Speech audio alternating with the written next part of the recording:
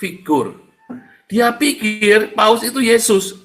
Ya, hampir benar, saudara. Paus itu memang harus mencerminkan Yesus. Paus itu bukan Yesus, tapi di dalam hati kecil orang-orang Islam ini, karena mereka tidak bisa melihat Paus, tidak bisa melihat Yesus, mereka ingin melihat Paus, yang adalah yang dianggap sebagai representasi dari Yesus, saudara ya. Itu beneran, saudara. Saya khusus untuk Paus Francis dan Mother Teresa, saya pun bilang, saya melihat Yesus dalam hidupnya orang dua ini, Mother Teresa dan Paus ini, saudara ya. Khusus orang dua ini luar biasa.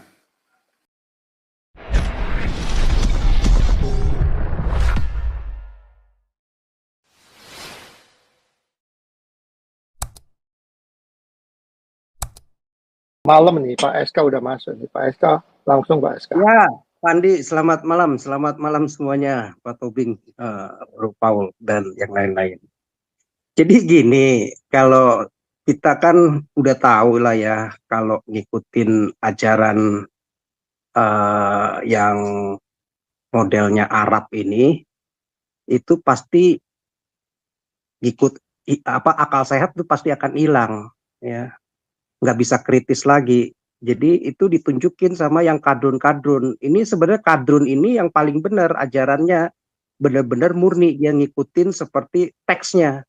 Begitu. Kalau dia benci kafir, kafir boleh dibunuh, udah dia ikutin itu. Jadi itu di zaman modern ini itu membuat akal sehat dan sifat kritis manusia itu termasuk penganutnya yang udah didoktrin dari kecil seperti itu oleh pemimpin-pemimpinnya, ya karena ngikutin teksnya, ya hilang akal sehatnya, udah nggak bisa kritis lagi, begitu, nggak bisa membedakan, oh Tuhanku ngajarin benci kepada sesama manusia, kepada bangsa Yahudi, kepada bangsa yang di luar Muslim, kok ngajarin boleh ngebunuh, boleh mendiskriminasi, boleh menganggap mereka sebagai warga kelas 2, begitu. Kok jadi ngajarin boleh intoleran, begitu. Nah itu mereka nggak butuh lagi untuk kritis, pokoknya ikutin aja. Udah itulah proses belajar ngafal ya begini, jadinya ngafal ngopi aja sesuai, pokoknya nggak boleh dikritisi, nggak boleh ditanyain. Ya otomatis orang yang di zaman modern ini ngelihat orang-orang yang model gini hilang akal sehatnya ya, model seperti Alfian Tanjung ya, model seperti orang datang baik-baik ke sini nggak ngapa-ngapain, begitu kan, apalagi dia juga kepala negara, ya malah mereka berpikir ini di planning dengan para teroris yang ketangkap ini ya justru ingin dihabisin, begitu. Nah ini yang susah.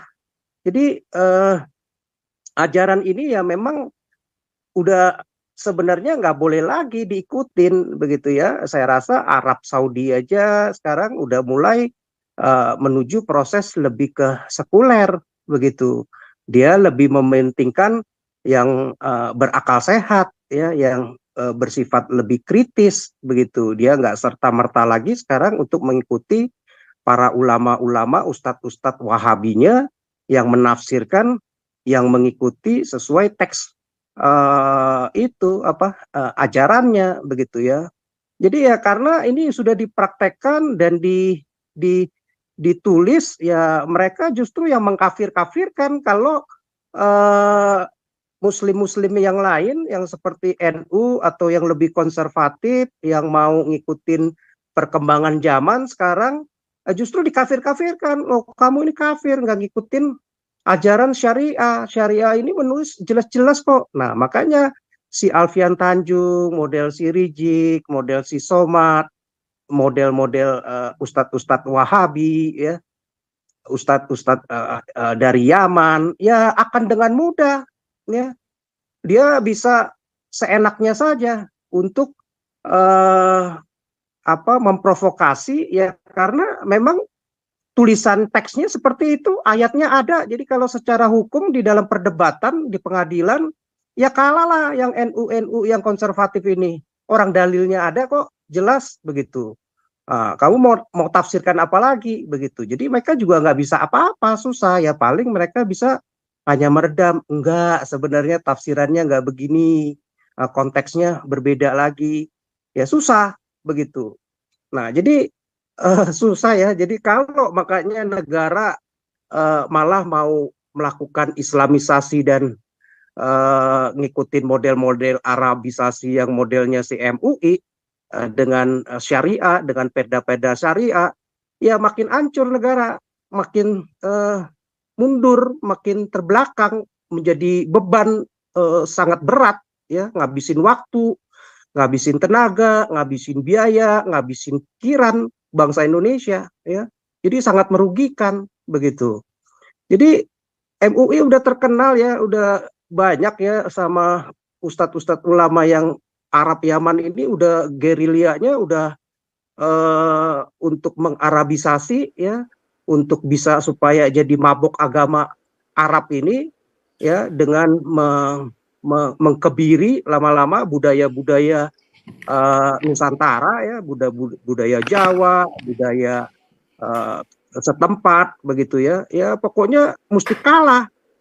Kalau itu malah dibilang kafir begitu ya. Kayak wayang kemarin kan itu kafir, nggak boleh. Jadi habislah ya kalau dibiarkan terus negara ya akan kalah begitu dan akhirnya negara ya makin mundur, makin berat untuk ngelawan ini begitu ya. Nah, kalau di zaman dulu itu apa tuh namanya Perang Dunia Pertama Kedua kita melawan dunia itu melawan nazisme, komunisme, fasisme begitu ya. Nah, sekarang ini justru di zaman modern sekarang ini ya setelah nazisme, komunisme, fasisme mungkin udah nggak terlalu jadi ancaman yang berbahaya ya, model Rusia maupun model China begitu ya, malah mereka juga terbuka begitu ya. Bahkan kepala negara siapa Rusia sendiri pun komunis di negara yang berpaham ideologi komunis, tetapi di sana banyak yang bergereja, bahkan yang Muslim pun juga banyak ya, dan agama-agama yang lain tidak dimatikan, termasuk di China pun juga sekarang banyak ya, di Kristen, yang Muslim pun juga diizinkan begitu. Nah itu udah yang sekarang zaman sekarang justru yang mesti dilawan itu ya menghadapi Islam-Islam yang model-model radikal militan kadrun-kadrun ini begitu ya, yang otaknya memang mundur di abad 7 dan 8 ngikutin teks itu begitu. Nah, cuman kan problemnya adalah kalau nazisme, komunisme ya mungkin udah nggak terlalu berbahaya dan paling berapa sih komunisme itu walaupun cukup banyak ya, katakan 1,5 miliar di China, di Rusia dan beberapa negara lain, Kuba segala, mungkin katakan bisa 2 miliaran lah ya, tapi 2 miliaran itu kan udah nggak terlalu berbahaya lagi, mereka juga udah nggak pure benar-benar komunis begitu ya, mereka udah lebih terbuka, udah lebih liberal ya, udah lebih termasuk di Rusia sendiri sebenarnya ada demokrasi ya, pemilihan presidennya juga sebenarnya ada pemilu begitu ya, dengan perubahan beberapa kali ganti presiden. Nah, fasisme ya jelas-jelas sudah mati ya, model Jepang, model-model Hitler, Nazis udah ditinggalkan begitu. Tetapi masalahnya ini kan ada 1 miliaran penduduk Muslim nih yang kalau model radikalnya 10-20% aja kan udah hampir 100, 200, 300 jutaan orang ya, yang model-model cara berpikirnya seperti Wahabi, seperti Osama bin Laden, seperti Islam, jihad Islam, seperti grupnya si Ba'asyir ya, Jemaah Islamiyah ya kan, Hizbullah modelnya, Boko Haram kan susah, mereka tuh benar-benar ngikutin seperti teks begitu ya. Bahkan Taliban aja dulu kalau nggak banyak dikomplain anak perempuan nggak boleh sekolah, ya gimana bisa maju negaranya ya, hancur begitu ya. Akhirnya karena banyak komplain juga termasuk negara-negara Muslim, ya kamu susah, orang siapa yang mau investasi ke negara model-model seperti itu begitu. Nah jadi memang susah. Nah Indonesia termasuk yang nanggung. Kalau dulu zaman Soeharto itu benar-benar ada usaha untuk dari rejim Pak Harto apa ya, apa ya istilahnya bahasanya itu, membuat untuk lebih ke sekuler, ya. Jadi simbol-simbol agama dan eh, negara nggak terlalu banyak mau diatur oleh agama begitu, ya. Tetapi kan mereka tetap akhirnya bergerilya, ya, walaupun dulu sulit ya untuk berkembang di zaman Soeharto begitu, ya. Jadi kita melihat jauh lebih eh, stabil pembangunan di zaman Soeharto begitu. Nah, tetapi setelah reformasi ini kan udah banyak yang apa namanya, partai-partai politik Islam, ormas-ormas Islam, ya, semuanya akhirnya udah eh, mulai ini lagi terang-terangan, bukan bergerilya lagi, ya. Kalau dulu zaman Soeharto bergerilya, mungkin setelah reformasi sudah terang-terangan, dan sekarang bahkan sudah mengatur negara, dan perlu pemerintahan yang memang model militeristik, ya, seperti Soeharto, dan kita harapkan sekarang Prabowo, ya, termasuk SBY pun kurang apa namanya, kurang tegas begitu. Nah, kita harapkan Prabowo bisa membuat itu, ya, membuat model seperti kayak Soeharto lagi, supaya benar-benar negara ini ke arahnya negara yang lebih modern, yang pakai akal sehat, pakai rasionalisme gitu, pakai ilmu pengetahuan, industrinya, industrialisasinya jalan begitu, ya. Jadi ke arah modern, bukan malah ke arah yang agama, jadi negara agamis begitu. Nah, kan kalau zaman Jokowi ini malah kita lihat negara ini malah lebih banyak menujunya ke negara apa yang ke agamis begitu, ya. Nah, justru kalau ke negara yang ke agamis, ya, gimana mau maju, semuanya pada tercatat di sejarah itu negara-negara yang nggak sekuler, yang ke agamis, kecenderungannya, ya, artinya banyak yang terbelakang, banyak yang miskin, banyak yang kumuh, banyak yang korup malah begitu. Nah, jadi mesti secara struktur, secara kultural, secara politik, pemimpin negaranya mesti tegas membangkitkan lagi kepada kultur-kultur struktur politiknya yang berpikiran lebih ke sekuler, ya. Jadi supaya ada kekritisan, supaya ada rasionalisme, supaya ada ilmu pengetahuan yang berkembang, industrinya juga berkembang. Baru negara itu bisa modern, baru menciptakan sarjana-sarjana yang bisa compete dengan bangsa-bangsa lain begitu. Ada partisipasi rakyatnya, dan penyelenggara negaranya benar-benar ngikutin norma-norma yang sekuler, ya, yang rasional, ya, kebudayaannya juga yang jadi ciri khas bangsa itu yang dikembangkan, bukannya agama, ya. Justru agama kebanyakan sejarah mencatat negara-negara yang seperti itu terpecah belah, termasuk yang agamanya Islam saja, yang benar-benar negara Islam, ya, terpecah belah karena semua pada mau rebutan kekuasaan, mau jadi khilafah semua begitu. Jadi negara yang mau berpaham kepada agama justru gagal total. Nah, mestinya presiden yang punya, saya harapkan, ya, Pak Prabowo punya pandangan wawasan yang luas untuk seperti ini, ya. Jadi nggak ada negara agama itu yang bisa berhasil, ya, mesti kepada yang sekuler, harus dibawa lebih modern begitu. Ya, sementara itu, Bro Andi, Pak Andi. Halo. Lanjut, hajar terus. Ini banyak yang WhatsApp langsung, ya. Banyak yang WhatsApp ke saya, Japri, luar biasa ulasan malam ini. Cukup tema yang biasa saja, tapi ulasannya dalam-dalam, ya. Ini katanya Pak SK, mantap. Pak Tobing, luar biasa. Ini katanya Ompong Toba, dalam sekali. Luar biasa malam ini ulasannya kita, ya, saudara, ya. Kita sedang membongkar inside, what is inside in the mind of Indonesian people. Itu, saudara. Apa sih dalam benak? Bukan sekitar inside, tapi insight, ya. Bukan cuma inside, saudara. Ini insight, behind, saudara, ya. Saudara tahu bedakan, ya, kata insight sama insight, ya. Itu Anda dalam marketing dan marketing insight ya. Itu penting saudara ya. Behind apa yang kamu pikirkan, nah, behind penyebabnya. Penyebab kamu berpikir seperti itu.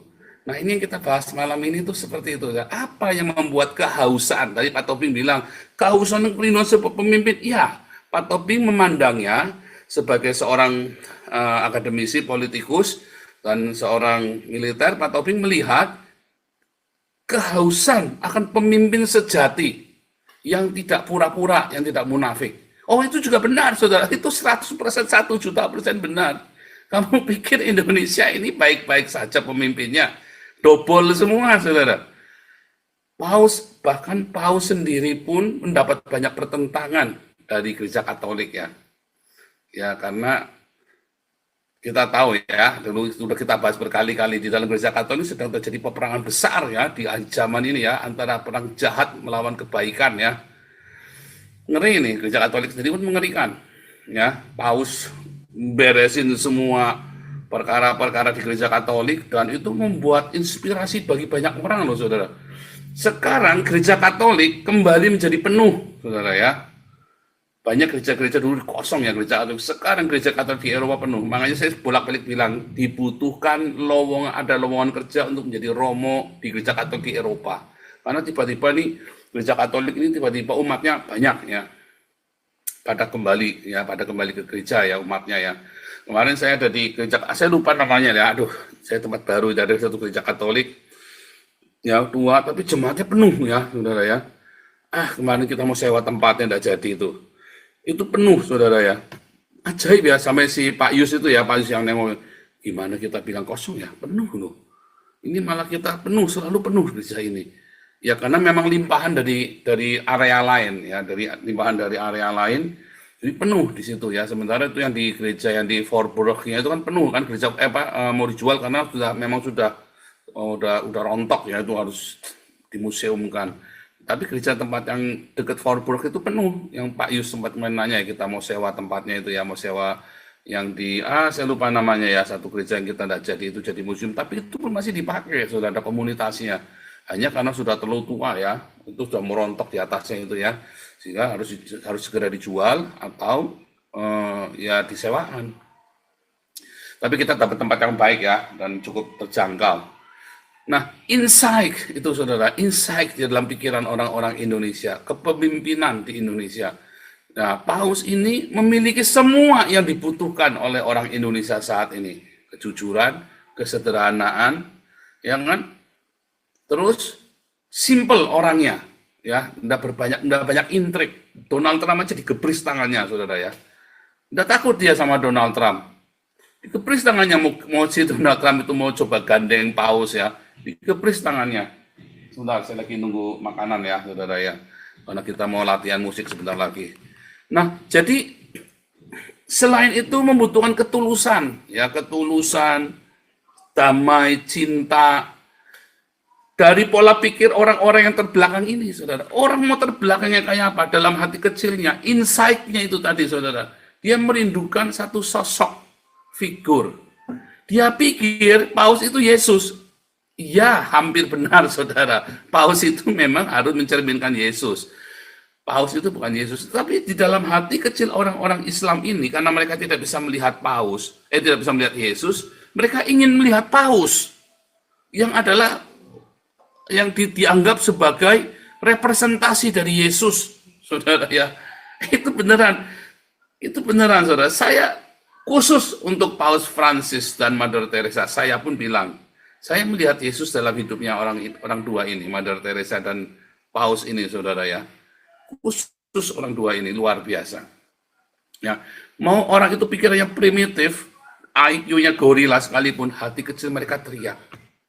Ya, mereka ingin sang Raja Damai itu datang, karena hati mereka nggak damai. Mereka belajar Islam setengah mati, dan mereka tidak temukan damai dalam Islam. Mereka lihat gereja dibom, sesama Islam saling bunuh, saling berantem. Kemarin Habib sama Ustadz, sekarang si Habibnya teriak-teriak, jangan pergi ke sana, ketakutan, jangan pergi ke sana. Yusuf Kala bilang harusnya dia itu dua saja, itu bagi dua, misah sama azan. Bahkan azan itu yang azan maghrib yang di broadcast itu tidak sesuai dengan sunnah loh saudara ya. Nggak ada zaman kuno itu azan itu di broadcast saudara ya. Ya pakai pengarah suara lagi. Aduh itu tuh di Arab Saudi aja nggak boleh. Di Arab Saudi aja nggak boleh. Karena tidak sesuai dengan sunnah Rasul. Jadi sangat unik sekali ya, sangat unik sekali. Sosok paus ini balik lagi ya, bagi teman-teman. Nanti boleh lanjutin lagi teman-teman. Kita boleh sampai malam ini ya. Mungkin satu lagi mau kasih penutup atau siapa menurut Pak S kamu nambahin juga boleh ya. Iya, jadi saya tambahin ya Pak.